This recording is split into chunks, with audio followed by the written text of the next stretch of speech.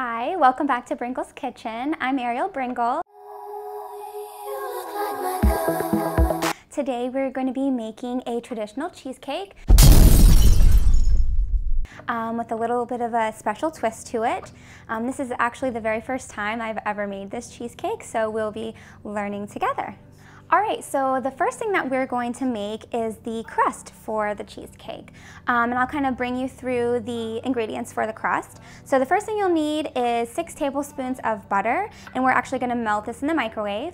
Then we have the 1.5 cups of crushed graham cracker, and I pulverized that in the food processor. And we have a 1/4 cup of sugar. So the first thing I'm gonna do is just go ahead and melt this in the microwave.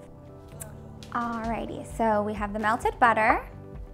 So we're just gonna add all these ingredients together in this mixing bowl and kind of mix them together. Okay, so we have the crust all mixed. So the next thing we're gonna do is just kind of lightly coat a pie pan, hopefully. I think this is a cake pan.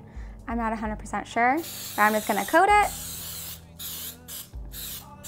And I'm also going to preheat the oven to 375. So I'm not really sure. I'm just going to start pressing it into the pie pan. All right, so I think we did a pretty good job at pressing the crust into the pan. And so what we're gonna do now is mix our first filling. Now, something special about this cheesecake is that it has a 2-step filling process. So this is going to be the first step here.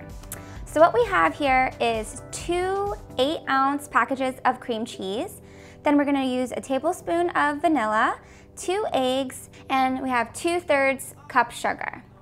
All right, so let's just add these ingredients in. All right, so now I'm just mixing up the ingredients for the first filling. And the one thing I did wanna mention is for the cream cheese, it's important that you kind of leave it out before you wanna mix it in, because it calls for it to be kind of softer.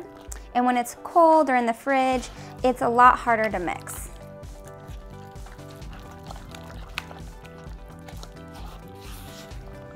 This would probably be a little bit easier if you had a mixer of some sort, but we don't have one, so I might just end up using my hands.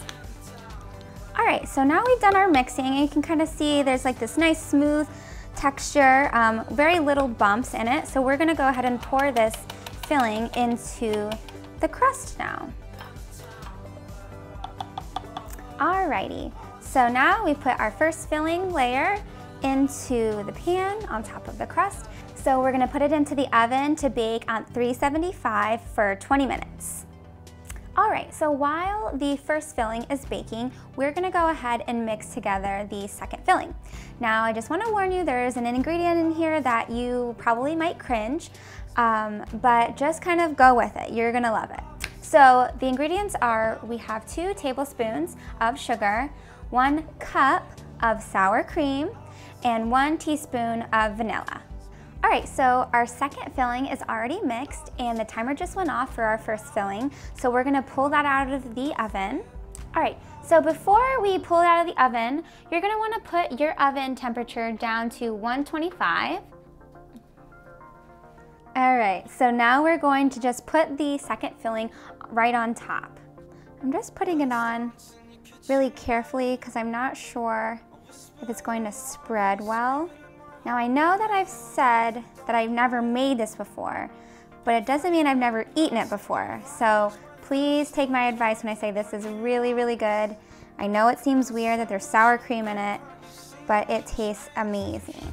All right, so now the second filling is completely covering the first filling, and I'm just gonna wait for the oven to go down to 125, and then once that happens, we'll put it in the oven and we'll bake it for about 10 minutes. Unfortunately, you will not be eating this cheesecake right away. This recipe asks that you cool the cheesecake in the fridge for at least 8 hours. So we're gonna do that with the cheesecake overnight. So what I'm gonna do is just put some foil and put it in the fridge. So that's all for Brengle's Kitchen today. I hope you enjoyed it. Please comment if you end up making it and let us know if you liked it. And also you can comment below and let us know if there's anything that you're interested in seeing us do. Thank you so much, and have a good night.